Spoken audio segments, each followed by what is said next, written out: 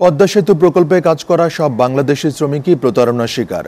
25 থেকে 30 হাজার টাকা বেতনের আশায় দালালদের দিয়েছিলেন 50 থেকে 80 হাজার টাকা।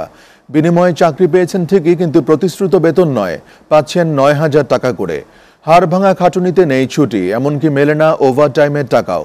অভিযোগ উঠেছে দুর্ব্যবহার করেন চীনা প্রতিষ্ঠান সিনো হাইড্রোর কর্মকর্তারা। মাওয়া ঘাট সংলগ্ন পদ্মা বহুমুখী সেতু প্রকল্প ঘুরে শ্রমিকদের দুরবস্থা তুলে এনেছেন প্লাবন রহমান। 3 পর্বের ধারাবাহিক প্রতিবেদনের দ্বিতীয়টি আজ ছবি তুলেছেন ফরিদ আহমেদ। নির্দিষ্ট সময়ে স্বপ্নের পদ্মা সেতুর কাজ শেষ করতে চীনা প্রতিষ্ঠানের তত্ত্বাবধানে কাজ করছেন বাংলাদেশি শ্রমিকরা, যেখানে আছেন চীনা শ্রমিকও। কিন্তু বাংলাদেশি শ্রমিকদের বেশিরভাগই নিষ্পেষিত, প্রতারিত। দালালদের কাছে সাধ্যের সব টাকা দিয়ে নিয়েছেন চাকরি, বিনিময়ে নামমাত্র এমন নিয়োগপত্র পেয়েছেন সবাই। বেতন 25,000 টাকা। বলা হয়েছে সম্পূর্ণ আন্তর্জাতিক শ্রম আইন অনুযায়ী সব সুযোগ নির্ধারিত হবে, কিন্তু সে অনুযায়ী পাচ্ছেন না কিছুই। নিম্নে 20,000 টাকা পাইবা, আর তোমার কোম্পানির উপর থাকা হবে, সমস্যা নেই, তুমি টাকা দিয়ে দাও। জি, আমাদের দেখা লাগছে 45,000 টাকা। আমি ওই মাসের বেতন পাইছি 4700 টাকা। প্রথম বলছে বেতন হবে 20,000 টাকা, খাওয়া জলে কাটে 4,000 টাকা। এখন এটা বেতন হচ্ছে আমাদের 10,000 টাকা। দালাল নিচে আমাদের থেকে 50,000। এমনকি সেই চাকরি টিকে থাকারও নেই নিশ্চয়তা।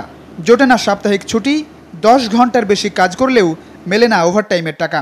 যদিও চীনা প্রতিষ্ঠানের প্যাডে এমন কর্মঘণ্টার মাসিক দলিল আছে সবারই, যেখানে লেখা থাকে প্রতিদিনের ওভারটাইমের হিসাব।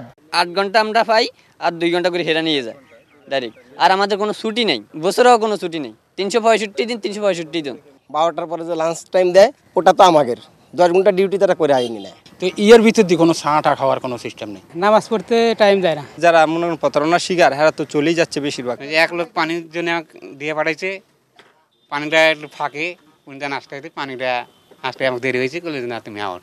1 মাস চাকরি করে চলে যায়, 2 মাস চাকরি করে চলে যায়, এভাবে কাজ ওঠাতে পারবে না। শ্রমিকদের সঙ্গে যখন এসব ব্যাপারে কথা হচ্ছে, তখনই পাশে থাকা চীনা প্রতিষ্ঠানটির কার্যালয় থেকে নির্দেশ এই প্রতিবেদককে সরে যাওয়ার। মানে আমাদের প্রজেক্টের ভিতরে ঢুকতে নিষেধ। পরে কথা বলতে চাইলেও এভাবেই ক্যামেরার সামনে তেড়ে আসেন সিনো হাইড্রোর কর্মকর্তারা। Because we have no authority to perform any interview. সব মিলিয়ে ধরাছোঁয়ার বাইরে শ্রমিকদের ধোঁকা দেয়া দালাল চক্র। তাই পুরনো শ্রমিক যাওয়া আর নতুন শ্রমিক আসার মধ্য দিয়ে চলছে সেতুর অগ্রগতি। বাংলাদেশের নিজস্ব অর্থায়নে চলছে বহু কাঙ্ক্ষিত স্বপ্নের পদ্মা সেতুর নির্মাণ কাজ, কিন্তু এখানে যারা শ্রমিক হিসেবে কাজ করছেন নানাভাবে হচ্ছেন বঞ্চিত, হচ্ছেন অবহেলিত। আর তাই একদিকে যেমন চাকরি হারাচ্ছেন এখানকার শ্রমিকরা, অনেকে আবার বাধ্য হয়ে ছেড়ে দিচ্ছেন চাকরি।